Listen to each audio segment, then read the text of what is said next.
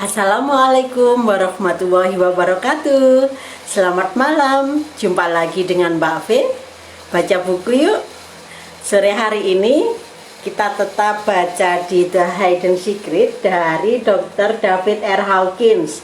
Hari ini sudah sampai di rahasia ketiga, hanya ada satu pelanggan. Ini ada di halaman 59. Oke, kita mulai ya. Rahasia 3. Hanya ada satu pelanggan. Usaha restoran telah membangkitkan minat kita atau menggoda kita, atau entah bagaimana membuat kita memasuki pintunya. Jika restoran itu contoh yang buruk, sekarang secara praktis kita sudah kehilangan selera. Jika restoran itu contoh yang baik, kita menanti dengan penuh harapan karena ia telah menjadi pengalaman positif. Pengalaman masa depan kita dengan restoran atau bisnis ini penuh dengan harapan optimis. Harapan cenderung menentukan kualitas pengalaman. Jika harapan kita pada sesuatu jelek, seringkali itulah yang terjadi. Harapan kita menentukan semua sikap dan posisi yang akan menentukan pengalaman seperti apa yang kita dapatkan. Karena itu, harapan pelanggan sangatlah penting. Pada titik ini, dalam pengalaman restoran kita, apa yang terjadi selanjutnya menjadi sangat penting. Saya bertanya-tanya, mengapa para pemilik restoran atau bisnis lain benar-benar lupa pada poin ini? Yaitu masalah penantian. Penantian adalah jeda antara menyiapkan kebutuhan yang diharapkan pelanggan dan pemenuhannya. Ini sangat penting karena setiap pelanggan datang dari ruang kebutuhan. Kita membutuhkan tempat itu atau produk itu, atau makanan itu, atau layanan itu. Karena itu, kita jadi tidak sabar. Kita frustrasi. Pada titik ini kita harus ditangani dengan baik dan seksama. Pada titik ini kebanggaan kita ikut bermain. Jika kita ditangani layaknya orang penting, kita akan menyukainya. Jika kebutuhan kita tak terpenuhi, tak ada yang bisa dilakukan di restoran itu untuk membuat kita bahagia. Mereka tidak memperlakukan siapa diri kita dengan rasa hormat. Saya ingin berbicara tentang lounge yang sangat tidak menarik. Saya lama menunggu pelayan datang melayani pesanan kita. Ketika lapar, 5 menit terasa seharian. Ketika kenyang, 5 menit tak berarti apa-apa. Ada perbedaan besar di sini. Tujuan meminta pelayan mendatangi meja kita begitu kita duduk adalah agar kita merasa diperhatikan dan kebutuhan kita terpenuhi, bukan hanya perut kita, melainkan juga diri kita. Banyak koki dan pemilik restoran yang picik berkonsentrasi pada perut kita, seolah-olah tak ada orang di sekitar perut itu. Saat kita diperhatikan, kita akan senang dengan asupan apapun untuk perut kita. Berdasarkan pengalaman kita dan pengetahuan tentang bagaimana rasanya menempatkan diri mereka dalam posisi kita, maka aturannya adalah usaha bisnis yang sukses akan memastikan bahwa pelanggan diperhatikan dengan baik. Bagaimana cara menangani pelanggan dengan baik akan terpecahkan dengan sendirinya dari situasi ke situasi. Asalkan tujuan dan motifnya senantiasa berpihak pada kebahagiaan pelanggan. Pelanggan akan merasa dilibatkan. Kita bertanya, kenapa restoran tidak cukup dengan hanya memiliki satu orang yang terus berkeliling dan menerima pesanan setiap orang saat mereka duduk dan siap memesan? Kenapa restoran tidak cukup dengan memasang lampu kecil yang bisa dihidupkan dengan mudah, yang memberitahu pelanggan bahwa pelayan sudah siap melayani? Tapi, kenapa para pelayan selalu menghilang ke dapur pada momen penting ketika lampu menyala? Saya jamin mereka akan melakukan hal yang sama nanti ketika pelanggan hendak membayar. Dua titik paling penting dalam kunjungan pelanggan menjadi masalah: awal pemesanan dan saat terakhir ketika mau membayar. Kita merasa kesal karena menunggu, dan sekarang kita jengkel lagi ketika tiba saatnya untuk membayar. Ini bukan cara untuk mencari kawan dan mempengaruhi orang-orang. Pada titik ini, kepribadian kita berjumpa dengan para pelayan. Mereka bisa tak acuh, mekanik, tak peduli, atau mereka bisa memiliki energi yang lembut dan kita menikmatinya. Apa bedanya? Perbedaannya adalah sejauh mana mereka hadir. Mereka ada bersama kita atau tidak.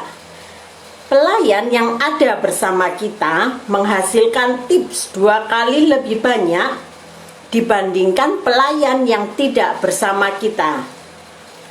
Umpan balik muncul dalam bentuk tips, popularitas, reputasi, dan kembalinya pelanggan.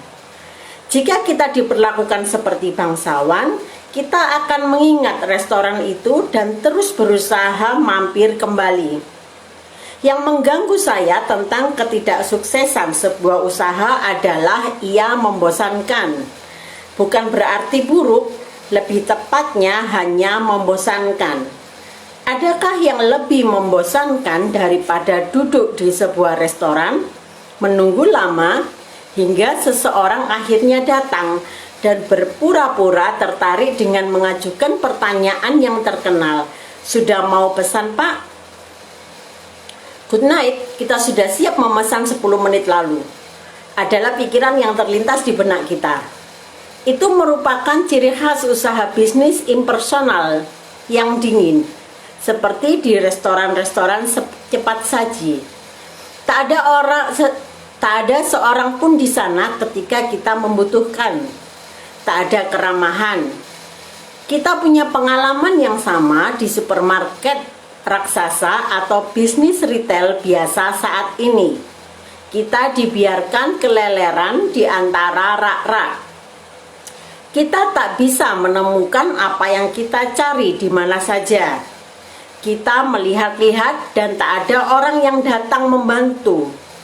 Tak hanya itu, mereka bahkan tidak memberikan ciri pengenal, mana yang karyawan dan mana yang pengunjung biasa. Kita harus melewati penghalang rasa malu yang mungkin muncul dengan menyapa orang yang tampak seperti karyawan hanya untuk diberitahu, "Maaf, saya bukan karyawan sini." Akhirnya kita berkata, "Oh, maaf," dan pergi keluar.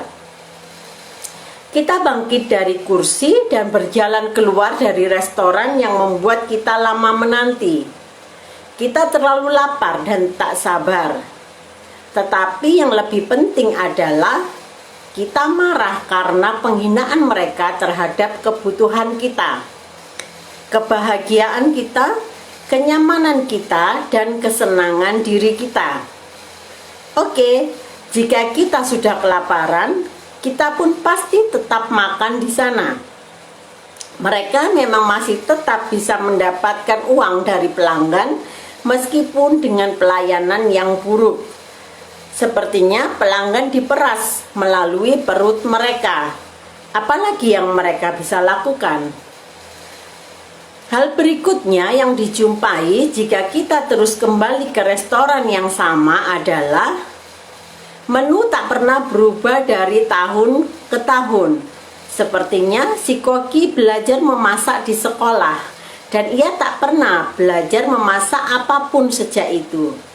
Ini merupakan prinsip ketidakfleksibelan, kekakuan, dan kemandekan, menunjukkan kurangnya kreativitas, fleksibilitas, invensi, dan kesadaran tentang betapa mudah orang jadi bosan di dunia. Beberapa hal memang harus sama, ya, pada menu yang tetap, dan beberapa hal harus berbeda, kreatif, dan segar, sehingga pelanggan memiliki pengalaman baru, sesuatu yang menggoda, menarik, mengasihkan, dan menjadi pilihan. Saya tengah memikirkan sebuah restoran lokal kecil yang agak menggelikan karena sangat sok dan terkesan pamer dengan menu yang disajikan. Ketika saya meminta saus salad, mereka bilang tidak, bahwa mereka memiliki raspberry vinaigrette, dan hanya itu, raspberry vinaigrette atau feta cheese. Oh, saya tak suka feta cheese. Saya tak suka raspberry vinaigrette. Saya tak jauh berbeda dengan orang kebanyakan dalam hal selera. Saya suka saus Thousand Island. Saya suka blue cheese. Jika Anda belum menyediakannya, saya tak akan kembali lagi ke sini. Saya juga penggemar berat coklat, dan saya tidak sendirian. Ada banyak penggila coklat di dunia. Beberapa restoran terang-terangan mengembangkan menu dessert. Mereka memiliki segala macam dessert yang mengesankan, tetapi semuanya buah. Saya suka coklat.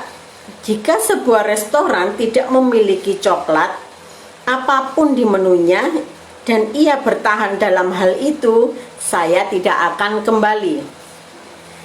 Di restoran lokal yang saya pikirkan ini, saya bertanya setiap kali saya ke sana, apakah mereka memiliki coklat atau tidak? Jika mereka peka, sejak pertama saya menanyakan menu-menu kesukaan saya, mereka akan menemui pemilik restoran dan berkata, "Bos, beberapa pelanggan kita suka coklat. Beberapa pelanggan kita menyukai ale jahe dan diet soda. Beberapa pelanggan kita menyukai blue cheese. Kita harus menyediakannya, bos." Itu tidak berarti mereka harus membatalkan prestisemu yang mereka pikir bisa didapatkan dari hanya menyediakan raspberry vinaigrette. Mereka tetap bisa menyediakan raspberry vinaigrette meskipun itu berasal dari gagasan aneh tentang status bahwa menu itu akan menaikkan level sebuah restoran. Tapi mereka pun tidak menyediakan sebotol saus Thousand Island. Juga apa susahnya menyediakan sekaleng sirup coklat Hershey, atau sekaleng diet Pepsi, atau sebotol ale jahe? Kita tahu berapa banyak usaha bisnis yang gagal total karena absennya perhatian. Tak ada perhatian dan sikap responsif. Tak ada kapasitas atau kemauan untuk mengamati, mendengarkan, dan belajar. Orang-orang merasa puas dengan keberadaannya. Mereka memiliki bisnis asal-asalan, menjalankannya secara asal-asalan, dengan tingkat kesuksesan yang asal-asalan. Mereka memiliki pelanggan seadanya, yang dilayani ala kadarnya, dalam suasana ala kadarnya. Seluruh waktu mereka dijalani dalam tingkat kebosanan yang fatal. Mungkin lebih banyak orang di dunia mati karena kebosanan daripada stres. Kebosanan adalah salah satu pemicu stres terbesar yang pernah ada. Tidakkah demikian? Dan itulah bisnis yang dikelola secara asal-asalan. Itulah sebabnya ketika saya menjalankan usaha di kawasan timur Amerika, saya memasang 10 saluran telepon masuk. Begitu seseorang berkata, "Saya kesulitan menghubungi nomor telepon Anda," saya langsung memasukkan nomor yang lain. Berapa kali kita menghubungi nomor telepon untuk melakukan urusan bisnis, tapi kemudian panggilan kita tertahan dan akhirnya menggerutu dan menutup telepon? Kenapa bisa demikian? Mereka tak peduli pada pelanggan. Penerima telepon di ujung sana layaknya mesin yang dingin, atau mereka bersikap seolah-olah merasa jengkel karena seseorang menelpon mereka. Saya pernah menelpon beberapa perusahaan aluminium di Phoenix misalnya. Seorang perempuan terdengar seperti hampir marah saat menerima telepon saya. Apa Anda yakin Anda memiliki nomor pokok wajib pajak untuk transaksi bisnis? Ia terus-menerus berkata demikian, seolah-olah menangani pembeli kecil akan menjadi akhir bagi riwayat mereka. Tapi baiklah, bukti apakah puding itu enak atau tidak teruji dengan cara memakannya. Jika kita bisa sabar menanti di restoran, hal berikutnya yang kita hadapi adalah makanan itu sendiri. Jika Anda hendak menjadi seorang koki, jadilah koki terbaik yang pernah ada. Orang-orang akan bergairah dalam makanan. Anehnya, ketika seorang koki peduli bagaimana penampilan piringnya, bagaimana penataannya, sehingga bisa menciptakan pengalaman visual yang indah. Ada sebuah restoran yang mengiklankan omelet. Namun jika saya pergi ke sana, saya hanya mendapatkan omelet biasa yang anehnya selalu datar rasanya. Mungkin ada sepotong peterseli dan beberapa irisan kentang. Tapi mereka bisa bertahan. Mereka bisa bertahan karena mereka ada di sana. Dan karena orang-orang yang lapar pasti akan ke sana untuk sarapan. Sekarang, jika Anda punya kesempatan, pergilah ke Mont Saint-Michel di lepas pantai Normandia, yang bagi saya adalah salah satu keajaiban dunia. Setelah berjalan menyusuri jalan kecil berliku yang sempit dan berangin, saya menjumpai sebuah restoran yang berspesialisasi pada omelet. Ketika saya sampai di sana, ada api yang berkobar. Ada koki dengan topi tinggi, mangkok tembaga besar, dan pengocok telur. Dengan tampilan yang kreatif dan hebat, mereka mengocok telur-telur. Ditambah bahan rahasia yang entah apa namanya, yang mereka masukkan di dalamnya. Mungkin tak ada hal lain yang mereka masukkan kecuali kerja mereka yang serius dan menarik hati. Bagaimanapun mereka menyedot perhatian. Semua pelanggan melihat ini dan mereka merasa turut terlibat dalam seluruh proses kreatif para koki. Bahwa omelet itu lebih dari sekedar hidangan kecil terlihat jelas di sana. Seluruh tempat itu tampaknya terlibat dalam pembuatan omelet yang dipesan oleh seseorang. Ketika selesai, omelet itu pasti setinggi 4 inci, bukan setengah inci yang datar. 4 inci dari sebuah kreasi yang menggiurkan. Apa yang membedakannya dengan yang lainnya? Salah satunya adalah pembuatan omelet itu dilakukan pada level penguasaan atas keunggulan.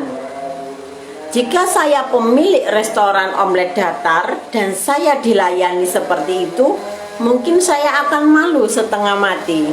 Saya harus segera tahu bagaimana mereka membuat omelet yang luar biasa di Mont Saint-Michel. Setelah kita meninggalkan restoran yang buruk, kita berkata pada diri sendiri, saya ingin tahu apakah pemiliknya pernah makan di tempat lain atau tidak. Apakah ia tahu seperti apa makanan penutup yang baik? Seorang pemilik usaha bisnis yang sukses ingin menciptakan pengalaman bagi para pelanggannya, berbagi dengan mereka hal terbaik yang bisa ia lakukan.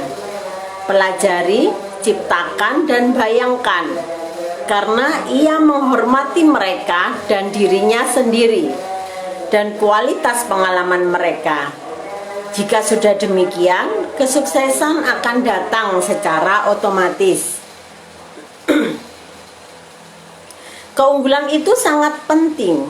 Cukuplah untuk mengatakan bahwa keunggulan bukanlah sesuatu yang bisa ditiru. Keunggulan adalah kualitas yang muncul dari komitmen terhadap keunggulan, yang merupakan hasil nyata. Keunggulan itu sendiri bukanlah penyebabnya. Di sini sekali lagi otak kiri yang terus melawan akan berkata, "Ya, tapi aku bukan orang yang kreatif." Mereka orang yang berotak kanan. Mereka terlahir seperti itu, aku tidak. Aku tak punya imajinasi kreatif. Faktanya, pernyataan seperti itu jauh dari kebenaran. Setiap orang memiliki imajinasi kreatif. Jika tidak, tak mungkin tetap bertahan hidup di planet ini. Imajinasi kreatif kitalah yang memberikan semua harapan, yang mengarahkan kita untuk melakukan semua yang kita lakukan sepanjang hari. Tentu saja kita memiliki imajinasi kreatif. Hanya saja banyak dari kita yang gagal menyadari makna pentingnya. Orang yang benar-benar kreatif adalah yang memiliki sikap peduli, berbagi, mencintai, berpartisipasi, dan membayangkan seperti apa pengalaman yang bisa dimiliki orang lain. Kemudian secara autentik mencoba menciptakan pengalaman terbaik mereka. Substitusi terbaik yang bertahan dalam banyak usaha bisnis adalah pemberian harga murah. Jika mereka tak mampu melakukan sesuatu yang lebih baik, mereka akan memberikan harga murah. Jika mereka tidak terlalu bagus dalam apa yang mereka lakukan, mereka harus melakukan banyak hal untuk melakukan sesuatu yang berbeda dan mampu bertahan. Saya tidak membicarakan margin keuntungan. Sebaliknya, saya mengatakan bahwa margin keuntungan adalah konsekuensi, bukan penyebab dari keuntungan yang sesungguhnya. Apapun yang kita lakukan dengan penguasaan penuh, keunggulan, dan respect akan secara otomatis memberikan keuntungan. Rahasia dari orang-orang sukses adalah mereka melakukan apa yang mereka sukai dan mereka melakukannya dengan maksimal. Itu berarti kita bisa sukses membuat boneka kertas, membuat kumis palsu, orang-orangan sawah, sangkar burung, dudukan toilet, atau apapun yang kita sukai. Penguasaan itu sendiri berasal dari intensi kita. Keunggulan adalah representasi integritas kita di dunia. Kekuatan nyata dari orang-orang yang benar-benar sukses berasal dari penyelarasan genuine mereka terhadap kemanusiaan orang lain. Dengan demikian, kaitannya dengan kemanusiaan orang lain bukan hanya terkait dengan permintaan pembelian mereka. Orang-orang yang benar-benar sukses tahu bahwa para pembeli jasa mereka, apapun jasa itu, baik hiburan, tarian, musik, pertukangan, mesinan, dan lain-lain, selalu merupakan pelanggan yang sama. Hanya ada satu pelanggan di seluruh dunia. Setelah kita tahu siapa itu, tak ada masalah menjual apapun atau menjadi sukses dengan satu pelanggan itu. Nama pelanggan itu adalah sifat dasar manusia, human nature. Kita menyepakati apapun, baik kursus bahasa, sewa mobil, atau sebuah kontrak, karena ia menarik sesuatu dalam sifat dasar manusia kita. Hanya ada satu pelanggan, dan itu adalah sifat dasar manusia. Setiap pelanggan individual hanya representasi dari sifat dasar manusia. Ketika kita memperlakukan seorang pelanggan individual dengan baik, kita sesungguhnya memperlakukan dengan baik seluruh manusia secara universal. Saya telah mengatakan bahwa power berasal dari pengenalan terhadap kebenaran dari sesuatu yang universal, bukan yang terbatas. Sifat dasar manusia itu universal, baik itu laki-laki, perempuan, atau anak-anak. Hanyalah sifat dasar manusia yang membawa mereka ke bisnis kita, dan hanyalah sifat dasar manusia yang menentukan apakah sebuah bisnis sukses atau tidak. Gimmick atau trik atau alat penarik pembeli yang lebih baik tidak berarti apa-apa. Gimmick yang melayani kebutuhan emosional mendasar manusia yang akan berhasil. Kebutuhan akan pengakuan, perasaan penting, selebrasi, dan fakta bahwa hal-hal itu diakui sebagai hal yang penting oleh seseorang. Sudah jelas bahwa kita berbicara tentang sikap yang membedakan antara kemurahan hati, keramahan, dan kedermawanan dengan sikap murahan dan keserakahan. Sekali lagi, otak kiri mungkin berkata, "Ya, aku tak punya kualitas-kualitas itu." Sekali lagi, ia mencoba meniru apa yang berada di luar sana. Kemurahan hati, kepedulian, kebesaran, kreativitas, kecekatan, dan kemampuan beradaptasi secara otomatis muncul dari fakta bahwa orang yang menjalankan usaha bisnis memiliki sifat dasar manusia. Itu semua merupakan kualitas-kualitas dari sifat dasar manusia itu sendiri. Karena itu, kualitas-kualitas tersebut ada dalam diri kita semua. Yang perlu kita ketahui adalah cara untuk mengaktifasikannya. Bagaimana kita menarik kesuksesan alih-alih berusaha membelinya? Kesuksesan seharusnya mengejar kita. Kita tak perlu mengejarnya. Seluruh dunia mengejar kesuksesan, sementara mereka yang memiliki kesuksesan bahkan tak mengejarnya. Pada saat kita menyelesaikan percakapan ini, kita telah selesai makan malam.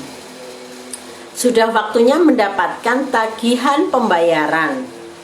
Ini bencana besar berikutnya. Setiap pelayan tahu kapan waktunya untuk menagih. Tampaknya mereka bersembunyi di dapur demi suatu tujuan. Karena sekaranglah saatnya mereka akhirnya menyadari keuntungan mereka. Tips: semua orang mencari nafkah dan pergi keluar rumah dengan perasaan dan sikap yang positif.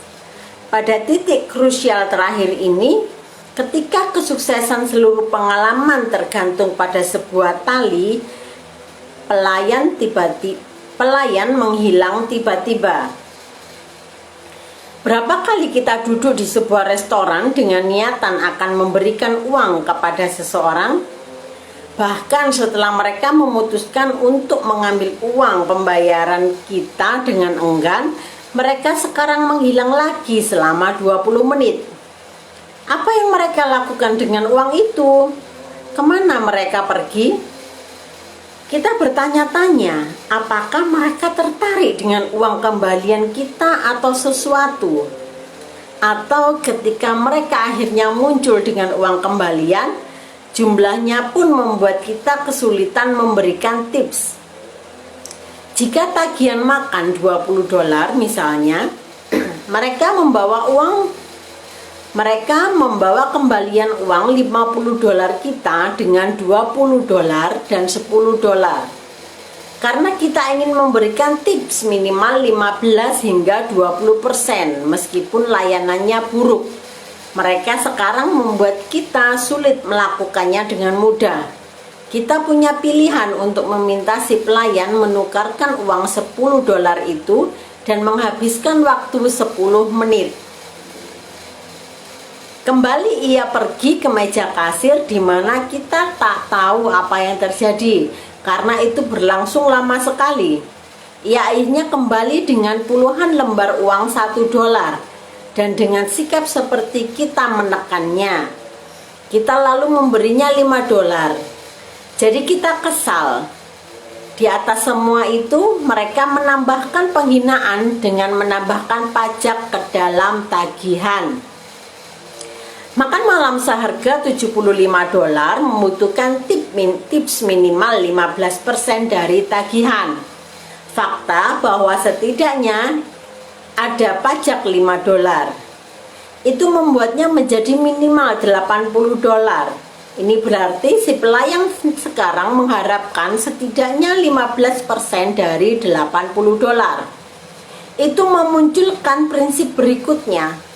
Kita harus bertanggung jawab untuk membuat pelanggan merasa nyaman. Kita harus berhati-hati dengan uang mereka. Kita harus melindungi uang mereka dan mencegah mereka ditipu. Kita harus melindungi mereka dari ketidaknyamanan dan kejengkelan. Sebagai pemilik usaha bisnis, jika kita tidak melakukannya, siapa yang akan melakukannya? Karyawan yang baik akan melakukannya. Karena itu adalah ekspresi siapa diri mereka. Kita tak bisa meniru itu. Kita memilikinya atau tidak, itu saja. Kesuksesan pasti terjadi jika kita mengekspresikan sikap-sikap yang tepat. Inilah sebabnya orang-orang terkemuka menolak banyak tawaran. Bukannya mereka tidak tahu bahwa mereka bisa sukses dalam tawaran itu. Tentu saja mereka bisa sukses. Sukses itu otomatis. Apa yang mereka coba cari tahu adalah apakah tawaran itu layak diambil atau tidak. Apakah mereka benar-benar tertarik atau tidak. Mengapa kita tak bisa membeli orang-orang terbaik? Karena mereka tak bisa dibeli dan tidak untuk dijual. Menariknya, fakta bahwa mereka tak bisa dibeli adalah salah satu hal yang membuat kita sangat tertarik pada mereka. Selesai untuk rahasia ketiga, hanya ada satu pelanggan di halaman 72. Oke, bagi sahabat-sahabat Mbak V yang tertinggal di awal baca buku ini, bisa disaksikan di IGTV Vera Savitri Andriawati, atau Anda mengunjungi channel YouTube Mbak V, yaitu Mbak V Channel. Kita lanjutkan rahasia keempat. Sukses adalah kepastiannya, di halaman 73, Sabtu mendatang di jam yang sama 19.00. Terima kasih atas kesediaannya menyimak bacaan buku The Hidden Secret, penulis Dr. David R. Hawkins, penulis buku laris Letting Go. Terima kasih, selamat malam, selamat beristirahat. Thank you and I love you. Bye.